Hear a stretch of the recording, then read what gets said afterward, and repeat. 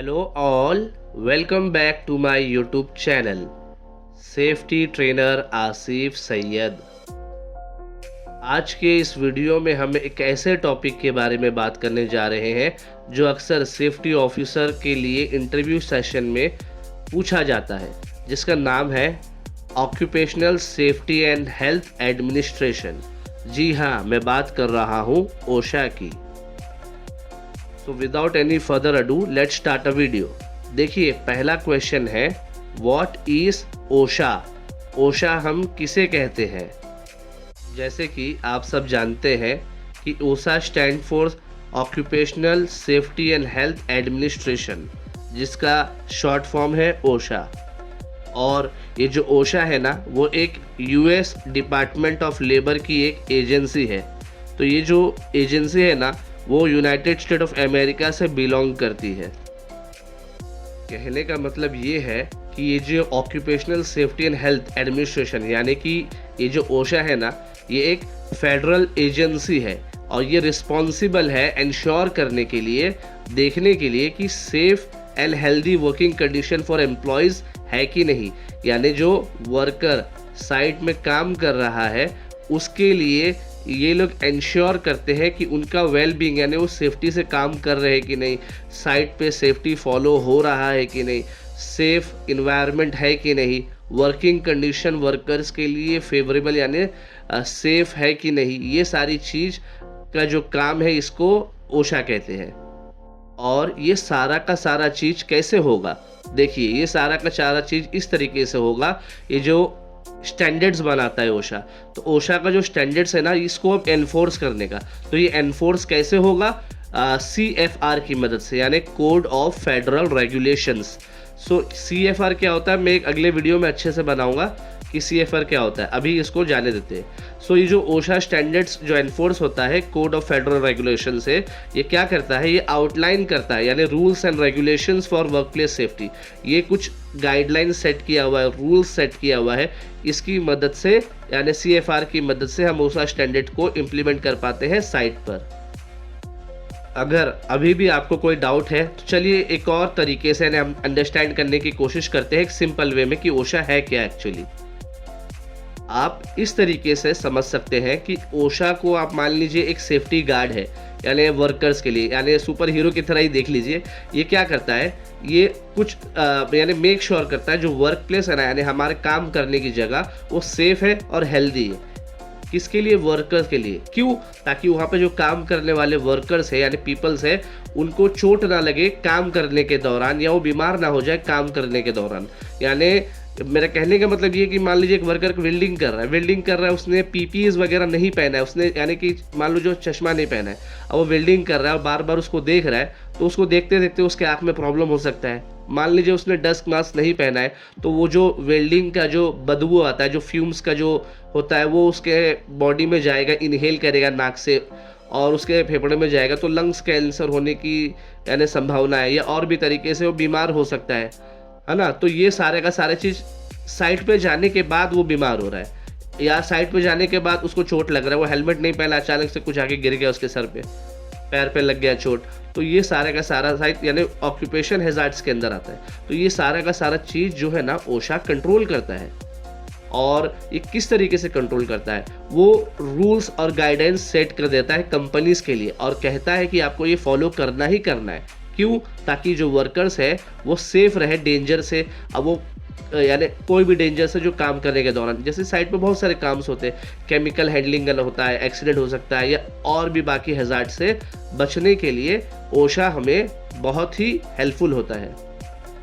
अगर ये जो रूल्स बन चुका है ओशा के द्वारा, अगर मान लीजिए कंपनी इसको फॉलो नहीं करता है इन सारे कानूनों को साइट पर, तो ओशा जो है ना, वो स्टेप इन करता है ताकि ये प्रॉब्लम को फिक्स करे, ताकि वर्कर सेफ रहे। उसका पूरा का पूरा मोटो रहता है कि safe work of environment, safe people, safe machine, safe system of work, यानी सारा का सारा चीज़ सेफ्टी से ध्यान देने के लिए ही ये occupational safety and health administration का गठन हुआ है। क्योंकि ये जो ओशा है ना, इसका मिशन ही है कि इंश्योर करता है कि हर वर्कर, चाहे वो कहीं भी काम कर रहा हो, वो सेफ और हेल्दी वर्कप्लेस में काम करे। किस तरीके से, ताकि एक स्टैंडर्ड्स बन सके और वो जो स्टैंडर्ड्स को एनफोर्समेंट कर सके, यानी वर्कर को एजुकेशन दे सके, यानी ट्रेनिंग के द्वारा, यानी टीबीटी होता है, ऑन जॉब ट्रेनिंग होता है, ये उसका हक होता है, और बाकी तरीके से कोलैबोरेशन करके।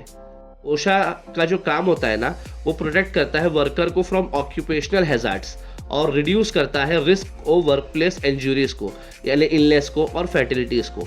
तो मैं उम्मीद करता हूँ आपको व्हाट इज़ ओशा, यानी ओशा क्या होता है, आपको समझ में आ चुका होगा। चलिए अब चलते हैं अपने अगले क्वेश्चन की ओर।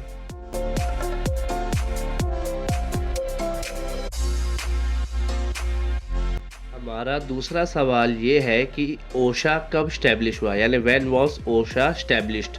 देखिए 1970 यानी 1970 से पहले तक कोई भी ऐसा कोई नेशनल कानून यानी लॉज नहीं था सेफ्टी और हेल्थ हैजार्ड्स को कंट्रोल करने के लिए।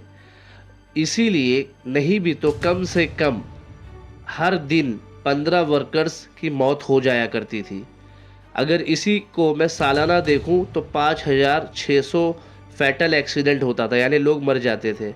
और अगर नॉन फैटल एक्सीडेंट यानी रिपोर्ट जो होता है, यानी आदमी मरा तो नहीं लेकिन उसका हाथ पैर टूटा या किसी न किसी चोट या कोई ना कोई डिजीज़ काम करने के दौरान उसको हुआ है, वो 4 मिलियंस था। इसी सारी परेशानियों से निपटने के लिए एक ऐतिहासिक फैसला लिया जाता है। अमेरिकन प्रेसिडेंट जो कि 37th प्रेसिडेंट थे यूनाइटेड स्टेट ऑफ अमेरिका का, जिनका नाम था रिचर्ड मिलहाउस निक्सन। इनके लिए एक सैल्यूट तो बनता है।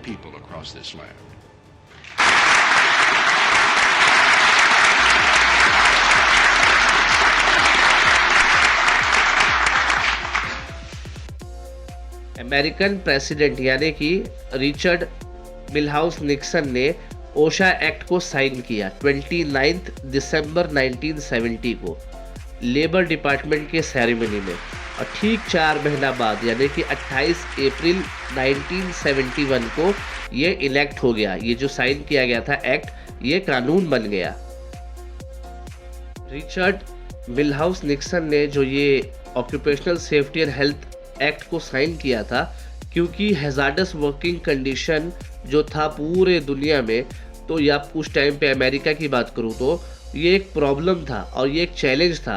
इसीलिए इस एक्ट को पास किया गया, और इसी के बाद इस कानून के वजह से क्रिएशन होता है occupational safety and health administration का, साथ ही साथ national institute of occupational safety and health यानी नियोश का, और independent occupational safety and health review commission भी बनाया गया। तो मैं उम्मीद करता हूं कि आपको इस सेशन का दूसरा क्वेश्चन एंड आंसर यानी ओशा कब स्टैब्लिश हुआ, ये भी अच्छे से समझ में आ गया होगा। चलिए अब चलते हैं हमारे अगले क्वेश्चन की ओर। इस सेशन का ये हमारा तीसरा क्वेश्चन है, जिसका नाम है what is the importance of OSHA. OSHA का क्या इम्पोर्टेंस है, तो आइए देखते हैं। जान लीजिए ये जो ओशा का इम्पोर्टेंस है ना, ये लाइज करता है इसके रोल्स पे कि कैसे ये एश्योर करता है सेफ और हेल्दी वर्किंग कंडीशन एम्प्लॉयज़ के लिए हर इंडस्ट्रीज़ में। इसीलिए कुछ हमारा की रीजंस है कि ओशा क्यों इम्पोर्टेंट है। आइए देखते हैं कुछ पॉइंट्स। सबसे पहला पॉइंट है वर्कर प्रोटेक्शन। ये जो ओशा है ना, ये एनफोर्स करता है हेल्थ एंड सेफ्टी स्टैंडर्ड को, ताकि बचाया जा सके वर्क प्लेस में जो एक्सीडेंट होता है वो कम हो जाए, इंजरीज कम हो जाए, इलनेस कम हो जाए। और ये सारी चीज़ कैसे रिड्यूस होगा और हम इसको कैसे रोक सकते हैं, स्टैब्लिश करके रेगुलेशंस, एक रूल्स एंड रेगुलेशन होना चाहिए। इसीलिए ओशा की मदद से हम वर्कर्स को बचा सकते हैं किसी भी खतरे से, जैसा कि केमिकल का खतरा हो सकता है, चाहे वो मशीनरी खतरा हो सकता है, या कोई भी अनसेफ वर्किंग कंडीशन हो सकता है। आइए अब चलते हैं हमारे दूसरे पॉइंट पे। दूसरा ओशा क्यों इम्पोर्टेंट है, इससे क्या होगा कि ये रिड्यूस करता है रिस्क को। अब आइए इसके आगे का पॉइंट्स देखते हैं। ओशा जो है ना, ओशा का रेगुलेशन से क्या होता है, एम्प्लॉयर को ना खतरे का जो वर्क प्लेस में हैजार्ड से खतरा है उसको पहचानने में आसानी होता है, और उसको पहचानने के बाद में वो प्रोवाइड करता है पीपीई यानी प्रोटेक्टिव इक्विपमेंट्स, और साथ ही साथ में हम देखेंगे कि ये इम्प्लीमेंट करता है हेल्थ एंड सेफ्टी प्रोसीजर को, और इसकी मदद से हम रेगुलर इंस्पेक्शन कर सकते हैं, रिस्क असेसमेंट कर सकते हैं, टूल बॉक्स स्टॉक कर सकते हैं, साइट विजिट करने में हमें आसानी होती है, आइडेंटिफाई द हैजार्ड्स हो सकता है इसमें, और भी काफ़ी सारी चीज़ें इसमें हैं। इसी की मदद से हमारा जो रिस्क जो लेवल है ना वो रिड्यूस हो जाता है एक्सेप्टेबल लेवल पे, और इससे क्या होता है जो रिस्क होता है एक्सीडेंट का या इलनेस का, ये भी कम हो जाता है, और ये प्रमोट करता है सेफ वर्क एनवायरनमेंट को। पॉइंट नंबर 3 में हम देखेंगे लीगल कॉम्प्लाइंस। देखिए ये जो ओशा रेगुलेशन है ना वो लीगली बाइंडिंग है। इसका मतलब ये हुआ कि एम्प्लॉयर को यानी कि कंपनी को यानी ओशा रेगुलेशंस को ज़रूर फॉलो करना है, ताकि वो एम्प्लॉयज़ का यानी जो काम करने वाले वर्कर्स हैं उनकी सेफ्टी, उनकी वेलबींग को एश्योर कर सके। ये हो गया पहला पॉइंट। और अगर ऐसा वो नहीं करते हैं, अगर वो ओशा रेगुलेशंस को जो कंप्लाई यानी फॉलो नहीं करेंगे, तो इससे उनको क्या होगा, पेनल्टीज हो सकता है, फाइन्स हो सकता है, या उनको लीगल कॉन्सिक्वेंस फेस करना पड़ सकता है। पॉइंट नंबर 4 है एम्प्लॉय एम्पावरमेंट। सबसे अच्छा पॉइंट है ये। ओशा क्या करता है, वर्कर्स को इतना हक दे देता है, इतना राइट्स दे देता है कि वो एडवोकेट कर सकते हैं अपनी सेफ्टी के बारे में। मान लो कोई उनका फोरमैन या कोई कलीग यानी कोई ऐसी जगह पे काम करने के लिए कह रहा है, मान लो वर्क एट हाइट पे पूरा खतरा है, एकदम ज़्यादा हाइट है और सेफ्टी बेल्ट भी नहीं दिया, और उसे कोई कहेगा नहीं जाओ, जाके काम करना ही पड़ेगा। एक ओशा स्टैंडर्ड्स एक कानून बना हुआ है, तो ओशा के तहत उसका ये हक बनता है कि वो कह सकता है कि सर मैं यहाँ पे काम नहीं करूँगा वरना मैं गिर सकता हूँ यहाँ पे, आप मुझे सेफ्टी हार्नेस का बंदोबस्त करिए, मैं पहनूंगा, और इस प्लेटफॉर्म को सही करिए यानी स्काफोल्डिंग का सारा चीज़ जो भी XYZ उसको सही करिए, ग्रीन टैग लगा होगा, मैं जाके काम करूँगा। यानी इतना बोलने का उसको आज़ादी कौन दिया, ओशा ने दिया, एम्प्लॉयज़ को एम्पावरमेंट करके। साथ ही साथ एम्प्लॉयज़ को इतना भी हक मिल गया कि वो खतरे के बारे में बता सके, सेफ्टी प्रोग्राम में पार्टिसिपेट कर सके, और फॉस्टर कर सके कल्चर को जो कि है हेल्थ एंड सेफ्टी का वर्क प्लेस में। अब हम चलते हैं हमारे पॉइंट नंबर 5 की ओर, जो कि है प्रोडक्टिविटी एंड मोरल। देखिए पॉइंट नंबर 5 हमें ये कहता है कि जब कंपनीज हमारे बारे में सोचते हैं तो हम भी कंपनी के बारे में सोचेंगे। कंपनी ने हमें पीपीईज दिया फ्री में, हेलमेट दिया, सेफ्टी शूज़ दिया, और भी बाकी पीपीईज दिया, और हमें ट्रेनिंग मिला, हमें रोज़ टूल बॉक्स स्टॉक की शक्ल में समझाया गया कि काम अच्छे से करना है, आराम से करना है, पहले अपना हेल्थ देखना है, अपनी सेफ्टी देखना है, बाद में काम देखना है। इस तरीके से जो हम बात करते हैं तो इससे क्या होता है, प्रोडक्टिविटी बढ़ जाती है। क्यों? ये जो health and safety work place के वजह से ही ज़्यादा प्रोडक्टिव मिलता है, और एम्प्लॉयज़ का मोरल भी बढ़ता है, ताकि जब हम प्रमोट करते हैं ना health and safety preventing injuries को, इससे ही ना वर्कर को लगता है कि नहीं मैं तो सेफ़ हूँ, अब मैं काम कर सकता हूँ, तो उसका माइंड अब काम पे रहेगा, ना कि डर की वजह से अब मैं गिरूंगा इस तरीके से। और ओशा क्या करता है, हेल्प करता है बिजनेस को भी मेंटेन करने के लिए, और ज़्यादा प्रोडक्टिव वर्कफोर्स होता है ताकि अवॉइड हो जाए डिसरप्शंस कॉज बाय एक्सीडेंट और इलनेस। यानी कभी कोई एक्सीडेंट हो गया या चोट लग गया, उस टाइम पे काम बंद हो जाता है, सब डर जाते हैं यार ये मर गया, कल को मुझे भी चोट लगेगा, मैं भी मरूंगा। इस तरीके से जो प्रोडक्शन है हमारा वो रुकता नहीं है। लेकिन जब ओशा स्टैंडर्ड आने के वजह से क्या हो रहा है, अब एम्प्लॉयज़ मोरल बढ़ चुका है, उसकी वजह से प्रोडक्शन भी हाई हो रहा है, यानी एक बिजनेस भी अच्छा जा रहा है। तो ये काम भी ओशा ने ही किया है। तो ओवरऑल हम ये देखेंगे कि ओशा जो है ना बहुत ही क्रूशियल रोल निभाता है सेफ गार्ड करने के लिए, वेलबींग ऑफ वर्कर्स का, वर्कर का ध्यान रखने के लिए, और सेफ्टी कल्चर को प्रमोट करने के लिए साइट पे, और सपोर्ट करने के लिए बिजनेस को सक्सेस होने में। वो बिजनेस सक्सेस कैसे होगा, जब एक्सीडेंट रिड्यूस होगा और हम एश्योर करेंगे लीगल कॉम्प्लाइंस हो रहा है। कभी कभी कुछ ऐसा हो जाता है नॉन कॉम्प्लाइंस के वजह से काम डिस्टर्ब हो जाता है, काम रुक जाता है, तो ये सारी की सारी चीज़ नहीं होती है, ये इसका सारा का सारा क्रेडिट जाता है सिर्फ और सिर्फ ओशा को। आइए अब हम चलते हैं हमारे अगले क्वेश्चन की ओर। इस सेशन का ये चौथा क्वेश्चन है कि हाउ डज ओशा प्रोटेक्ट वर्कर, यानी ओशा की मदद से वर्कर्स को हम कैसे बचाते हैं। उसका सबसे पहला पॉइंट ये है सेटिंग स्टैंडर्ड्स, यानी स्टैंडर्ड की मदद से ओशा क्या करता है, स्टैब्लिश करता है हेल्थ एंड सेफ्टी स्टैंडर्ड्स को, ताकि जो एम्प्लॉयर्स यानी वो कंपनी है उसको ज़रूर फॉलो करे अपने वर्कर्स को बचाने के लिए।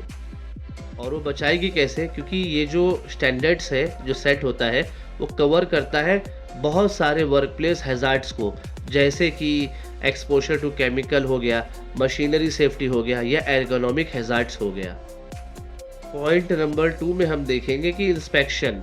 ओशा जो है वो कंडक्ट करता है इंस्पेक्शंस को वर्क प्लेस में, यह इंश्योर करने के लिए कि सेफ्टी कॉम्प्लाइंस हो रहा है, सारे रूल्स एंड रेगुलेशंस बराबर प्रॉपरली मेंटेन है और सब फॉलो किया जा रहा है। और ये जो इंस्पेक्टर यानी सेफ्टी इंस्पेक्टर यानी सेफ्टी सुपरवाइजर यानी कोई भी हेल्थ सेफ्टी डिपार्टमेंट का बंदा आइडेंटिफाई कर सकता है हैज़ार्ड्स को और एसेस कर सकता है रिस्क को कि उसका क्या लेवल है, लो है, मीडियम है या हाई है, या जो वर्क हो रहा है एम्प्लॉयर के द्वारा वो करेक्ट है यानी सही है। और अगर कोई भी वायलेशन मिलता है ड्यूरिंग द इंस्पेक्शन तो उसको फॉलो किया जाए और उसको करेक्ट किया जाए, करेक्टिव एक्शंस लिया जाए। तो ये इंस्पेक्शन पॉइंट हो चुका अभी। पॉइंट नंबर 3 में हम देखेंगे कि किस तरीके से ओशा मदद करता है वर्कर्स का, वो है एजुकेशन एंड ट्रेनिंग। देखिए ओशा प्रोवाइड करता है रिसोर्सेज, सारे मटेरियल्स बता देता है किस तरीके से ट्रेनिंग देना है, किस तरीके से एजुकेशन मटेरियल्स की मदद से एम्प्लॉयर और वर्कर में अंडरस्टैंडिंग्स आएगा कि हमारा राइट्स क्या है, क्या हमारी रिस्पॉन्सिबिलिटी है वर्क प्लेस सेफ्टी को लेके। यानी कंपनी ने पीपीईज वगैरह तो दे दिया वर्कर को, लेकिन वर्कर्स को पता ही नहीं किस तरीके से उसको पहनना है, किस तरीके से यूज़ करना है और क्यों करना है। गुड हैबिट से क्या गुड रिजल्ट्स मिलेगा और बैड हैबिट से क्या बैड रिजल्ट हो सकता है, ये सारी की सारा एजुकेशन, उनको ट्रेनिंग देना, उनको मोटिवेट करना, ये सारा का सारा चीज़ ओशा प्रोवाइड करता है। पॉइंट नंबर 4 में हम देखेंगे विसल ब्लोअर प्रोटेक्शन।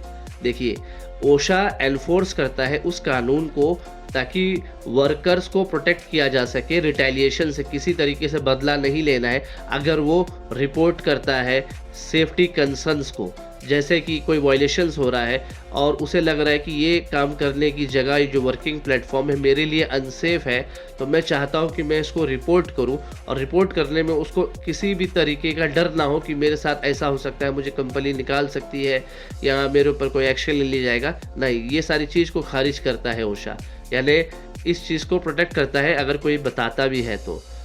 और ये ओशा की मदद से वर्कर्स के पास एक राइट है कि कंप्लेन फाइल कर सके अगर उसको लगता है कि उसका जो एम्प्लॉयर है उसको सेफ वर्किंग एनवायरनमेंट प्रोवाइड नहीं कर रहा है। तो पॉइंट नंबर 5 में हम देखेंगे पार्टनरशिप्स एंड अलायंसेस।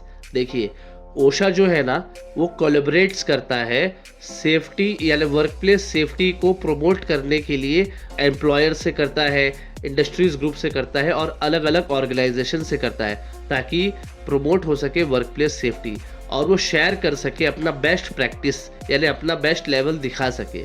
और ये जो पार्टनरशिप है ना ये मदद करती है इम्प्रूव करने में सेफ्टी कल्चर को और एनकरेज करता है proactive approaches to hazards prevention, यानी हैज़ार्ड्स को कंट्रोल करने के लिए उसको किस तरीके से प्रिवेंट करता है, ये चीज़ यानी पार्टनरशिप्स एंड अलायंस के वजह से इसमें मदद मिलती है। पॉइंट नंबर 6 में हम ये देखेंगे कि रिसर्च एंड आउटरीच। ओशा क्या करता है, कंडक्ट करता है रिसर्च ताकि आइडेंटिफाई कर सके इमर्जिंग वर्कप्लेस हैज़ार्ड्स को और डेवलप कर सके गाइडलाइंस ताकि उनको बता सके, अच्छे से एड्रेस कर सके। और ये जो एजेंसी है ना ये एंगेज करता है आउटरीच एफर्ट को ताकि अवेयरनेस बढ़ाया जाए, रीच किया जाए वर्क प्लेस सेफ्टी के लिए और इशू करे और प्रमोट करे इंजरी प्रिवेंशन स्ट्रेटजीज, किस तरीके से हमारा इंजरीज जो है वो कम हो सके, उसका प्रिवेंशन हो सके। ये सारा का सारा चीज़ हमें रिसर्च एंड आउटरीच में दिखता है। ये है ओवरऑल इसका ओशा का यही मिशन है कि वो इंश्योर कर सके कि हर वर्कर सेफ है और वो हेल्दी है यानी वर्क प्लेस में, और कैसे ये स्टैंडर्ड की मदद से, एनफोर्समेंट की मदद से, एजुकेशन देके, कोलैबोरेशन करके, ताकि ओशा जो है ना ये काम करता है वर्कर को प्रोटेक्ट करने के लिए ऑक्यूपेशनल हैज़ार्ड से और रिड्यूस करता है रिस्क ऑफ वर्कप्लेस इंजरीज को। वर्कप्लेस में इंजरीज कम होना चाहिए, वर्कप्लेस में इलनेस कम होना चाहिए और वर्क प्लेस में फैटिलिटीज़ भी ज़ीरो होना चाहिए। ये सारा का सारा चीज़ ओशा का मिशन है जो ये से लेकर चलती है। अब हम चलते हैं हमारे अगले क्वेश्चन यानी क्वेश्चन नंबर 5 की ओर। अब हम इस सेशन का 5वां और आखिरी क्वेश्चन देखेंगे। What are the workers right under OSHA, यानी ओशा के तहत वर्कर्स की क्या राइट्स है। ओशा के अंतर्गत यानी occupational safety and health administration के तहत वर्कर्स को कुछ राइट्स दिया गया है ताकि वह इंश्योर कर सकते अपनी सेफ्टी का ख्याल रख सके, अपने वेलबींग का ख्याल रख सकते हैं वर्क प्लेस में। और ये जो राइट्स है इंक्लूड्स करता है, पहला नंबर पॉइंट है right to safe work place. Workers का हक है कि वो काम करें ऐसे एनवायरनमेंट में जहां उन्हें किसी भी किस्म का खतरा ना हो, यानी कोई भी हैजार्ड से वो फ्री रहे वो एरिया, और वहां पे कोई सीरियस इंजरी या हार्म्स का भी खतरा ना हो। इस तरीके से वर्कर को राइट्स दिया गया है जो कि है right to a safe work place. Point number 2 में हम देखेंगे राइट टू इंफॉर्मेशन। वर्कर के पास इतना हक है कि वो इन्फॉर्मेशन रिसीव कर सके कि वर्क प्लेस हजार्ड्स में अगर वो किसी केमिकल से काम कर रहा है तो वर्कर्स को पता होना चाहिए ये जो मैं केमिकल यूज़ कर रहा हूँ इससे मुझे क्या खतरा हो सकता है अगर मैं सही से काम नहीं किया तो, और मुझे इसके लिए क्या यानी पीपीज यानी प्रिवेंशन मेजर्स क्या है, इसका क्या कंट्रोल मेजर्स है। अगर इस तरीके से हैजार्ड्स हो रहा है तो मुझे पीपी यूज़ करना है, मास्क यूज़ करना है। वो कौन सा मास्क होगा, रेस्पिरेटरी मास्क होगा या डस्ट मास्क होगा या कोई और किस्म का मास्क होगा, कितने देर काम करना है, ये सारे का सारा, फिर इससे मैं काम कर रहा हूँ तो मुझे वो सिम्टम्स क्या है, ये सारे का सारा चीज़ राइट टू इन्फॉर्मेशन के तहत उसको ओशा ने ये स्टैंडर्ड सेट किया है कि ये सारे का सारा चीज़ वर्क प्लेस में होना चाहिए, राइट टू इन्फॉर्मेशन बोल के एक पॉलिसी। पॉइंट नंबर 3 में हम देखेंगे राइट टू ट्रेनिंग। वर्कर्स का राइट है कि उसको ट्रेनिंग मिले ताकि वो वर्क प्लेस हैजार्ड से जो भी हैजार्ड से उसको वो आइडेंटिफाई कर सके और वो खुद इतना सक्षम रहे कि उसको कैसे टैकल करना है। उसको पता होना चाहिए कि इस वक्त मुझे क्या करना चाहिए और उसको किस तरीके से मैं प्रिवेंट करूँगा।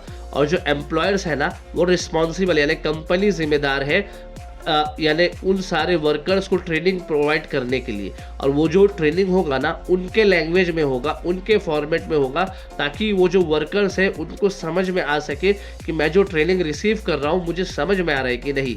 मान लो कोई न्यू बंदा इंडिया से, पाकिस्तान से, कोई ऐसे जगह से जो कि नॉन अरब से कोई अरब कंट्री में जा रहा है और वहाँ पे ट्रेनिंग जो हो रहा है वो अरबिक लैंग्वेज में हो रहा है, सामने वाला सिर्फ बैठा का बैठा ही उसको कुछ समझ में नहीं आ रहा है। तो इस तरीके से नहीं होना चाहिए। राइट टू ट्रेनिंग का मतलब होता है प्रॉपर ट्रेनिंग, जो वो काम कर रहा है उसके रिलेटेड ट्रेनिंग, सही से ट्रेनिंग, और उस लैंग्वेज में ट्रेनिंग दो ताकि उस वर्कर्स को समझ में आ सके। तो ये सारा का सारा चीज़ राइट टू ट्रेनिंग आता है पॉइंट नंबर 3 में। अब हम चलते हैं हमारे पॉइंट नंबर 4 में, right to file a complain. Worker क्या है, ये कॉन्फिडेंशियल कंप्लेन कर सकता है ओशा को अगर उसको लगता है कि उसका जो एम्प्लॉयर है, उसका जो मालिक है, जो कंपनी है, वो सेफ्टी यानी ओशा स्टैंडर्ड को फॉलो नहीं कर रहा है। और अगर वर्कर्स को ये लगता है कि ये काम मेरे लिए सीरियस हैजार्ड पोस्ट कर सकता है तो मेरा हक है कि मैं नहीं बोलूँ कि मुझे ये काम नहीं करना है, या तो फिर भी नहीं मान रहा है तो हम रिक्वेस्ट कर सकते हैं ओशा इंस्पेक्शन को अगर उसे लग रहा है कि ये पूरा का पूरा अनसेफ कंडीशन है। अब हम चलते हैं हमारे पॉइंट नंबर 5 में, right to refuse unsafe work. Point number 5 में हम देखेंगे right to refuse unsafe work. ये हक भी हमें ओशा ने दिया है। वर्कर का ये हक है कि वो रिफ्यूज़ यानी मना कर सके उस काम को जैसे कि उसको लगता है कि ये जो काम मेरे लिए बहुत ही ज़्यादा डेंजर है, अगर मैं इस जगह पे काम करूँगा यानी एक अनसेफ कंडीशन की हालत में अगर मैं काम करूँगा तो मैं मारा जा सकता हूँ, मुझे चोट लग सकता है, तो मैं इस काम को नहीं करूँगा। ये कहने का हक भी मुझे ओशा ने दिया है। अब हम चलते हैं हमारे पॉइंट नंबर 6 में, जो कि है प्रोटेक्शन फ्रॉम रिटेलिएशन। वर्कर्स को बचाना है हम लोग को, कोई भी किस्म का बदला कोई ना ले, कोई कंपनी ना ले, क्योंकि अगर वो एक्सरसाइज कर रहा है कि मेरा हक है, मुझे ओशा ने ये हक दिया है कि मुझे अच्छे से काम करने के लिए जगह चाहिए, safe work place of environment चाहिए, सेफ मशीन चाहिए, इस तरीके से मुझे ही मैं ऐसे ही काम करूँगा तो कोई भी कंपनी उससे गुस्से में आके किसी तरीके का बदला ना ले सके, जैसे तू काम नहीं कर रहा है, तू नाटक कर रहा है, ड्रामा कर रहा है।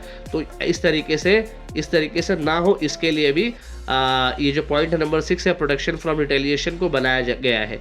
और इसके अंदर क्या इंक्लूड्स किया गया है कि कंप्लेन फाइल कर सकता है, पार्टिसिपेट कर सकता है ओसा इंस्पेक्शन में, या तो रिपोर्ट कर सकता है वर्क रिलेटेड इंजरी या इलनेस को।